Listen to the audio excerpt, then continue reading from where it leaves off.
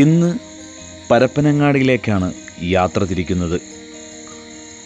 പരപ്പനാട് എന്ന നാട്ടുരാജ്യത്തിൻ്റെ ഓർമ്മകളിലേക്ക് നമുക്കൊന്ന് പോയി നോക്കാം. മധ്യകാലഘട്ടത്തിൽ ഇന്ത്യയുടെ തെക്ക് പടിഞ്ഞാറൻ തീരത്തെ പ്രധാന തുറമുഖമായിരുന്നു പരപ്പനങ്ങാടി തീരം. ടിൻഡീസ് എന്നും ഈ തീരത്തെ പണ്ടുകാലത്ത് വിളിച്ചു വന്നിരുന്നു. കോഴിക്കോട് ഭരിച്ചിരുന്ന സാമൂതിരി രാജാവിൻ്റെ മേൽക്കോയ്മ അംഗീകരിച്ചായിരുന്നു പരപ്പനാട് രാജവംശം ഇവിടം ഭരിച്ചിരുന്നത്. രജപുത്രന്മാരുടെ വംശപാരമ്പര്യമുള്ള ക്ഷത്രിയ കുടുംബമായിരുന്നു പരപ്പനാട് രാജവംശത്തിൻ്റെത്. പഴയ തിരുവിതാംകൂർ രാജ്യത്തിൽ നിന്നും പലപ്പോഴായിട്ടും പരപ്പനാട് കൊട്ടാരത്തിൽ നിന്ന് വിവാഹങ്ങൾ നടന്നിട്ടുണ്ട്. നമുക്ക് അടുത്തതായിട്ട് പരപ്പനങ്ങാടി കൊട്ടാരം കാണാൻ പോവാം. ഇതാണ് പരപ്പനങ്ങാടി കൊട്ടാരവും പത്തായപ്പുരയും. 18-ാം നൂറ്റാണ്ടിൽ ഇവിടുത്തെ തമ്പ്രാക്കന്മാർ ചങ്ങനാശ്ശേരിയിലെ നീരാഴി കൊട്ടാരത്തിലേക്ക് പലായനം ചെയ്തു.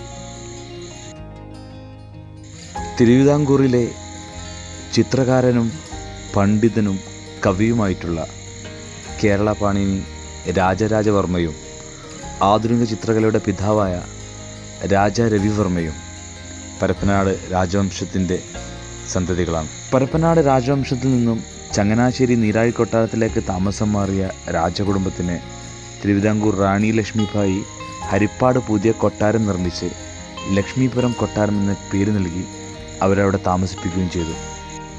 ലക്ഷ്മീപുരം കൊട്ടാരത്തിൽ വെച്ചാണ് മയൂര സന്ദേശം എന്ന കാവ്യം എഴുതിയത് കേരളവർമ്മ വലിയ കോയിത്തമ്പുരാൻ. അദ്ദേഹത്തിൻ്റെ വംശവൃക്ഷം ഈ കാണുന്ന പരപ്പനാട് കൊട്ടാരത്തിൻ്റെതാണ്.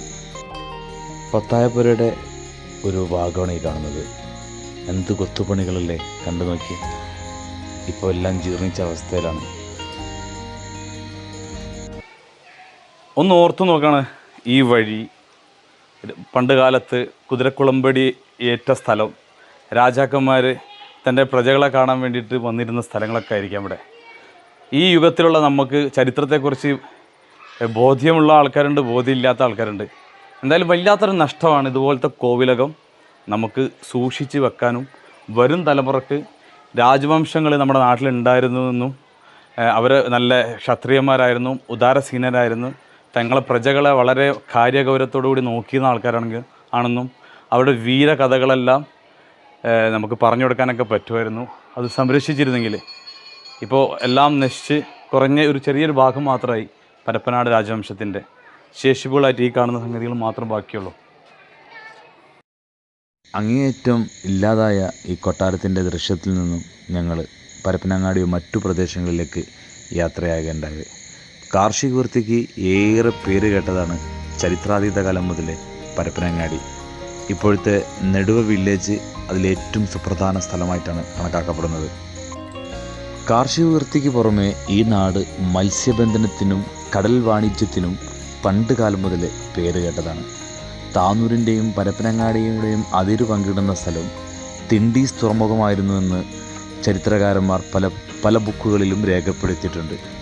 മലയാളത്തിൻ്റെ ആദ്യത്തെ സമ്പൂർണ്ണ നോവലായ ഇന്ദുലേഖ 1889 പരപ്പനങ്ങാടിയിൽ വെച്ചിട്ടാണ് ഒ ചന്തുമേനൻ ആ മഹാകാവ്യത്തിന് ജന്മം നൽകിയത്. അക്കാലയളവിൽ അദ്ദേഹം പരപ്പനങ്ങാടി മജിസ്ട്രേറ്റ് കോടതിയുടെ മജിസ്ട്രേറ്റായിരുന്നു. കോടതിയും പരിസരവും കാണിക്കാനുള്ള പരിമിതി കൊണ്ടാണ് ഈ വീഡിയോയിൽ ഉൾപ്പെടുത്തത്. പത്രാധിപരും നിരൂപകനും ചരിത്രകാരനുമായ ഡോക്ടർ എം ഗംഗാധരൻ സാറും പരപ്പനങ്ങാടിയുടെ പുത്രനാണ്. മലബാറിലെ ഏറ്റവും വലിയ പൗരാണിക മുസ്ലിം കുടുംബമായ നഹ ഫാമിലിയും പരപ്പനങ്ങാടിയിലാണ് ഇന്നും ജീവിച്ചു വരുന്നത്. പരപ്പനങ്ങാടിയുടെ ചരിത്രം ഇത് പൂർണ്ണമല്ലെന്ന് നല്ല ബോധ്യമുണ്ട്. കേൾവിക്കാർ സദയം ക്ഷമിക്കുമല്ലോ. നിങ്ങൾക്കറിയാവുന്ന ചരിത്ര സംഭവങ്ങൾ കഴിയുന്നതും ഈ വീഡിയോയുടെ താഴെ കമൻ്റായി എന്നെ അറിയിക്കണമെന്ന് അപേക്ഷിക്കുന്നു. അടുത്ത പ്രാവശ്യം കൂടുതൽ വിവരണവുമായി എനിക്ക് വരാൻ കഴിയുമെന്നുള്ള ശുഭപ്രതീക്ഷയോടുകൂടി ജാഫർ അലി താനൂർ.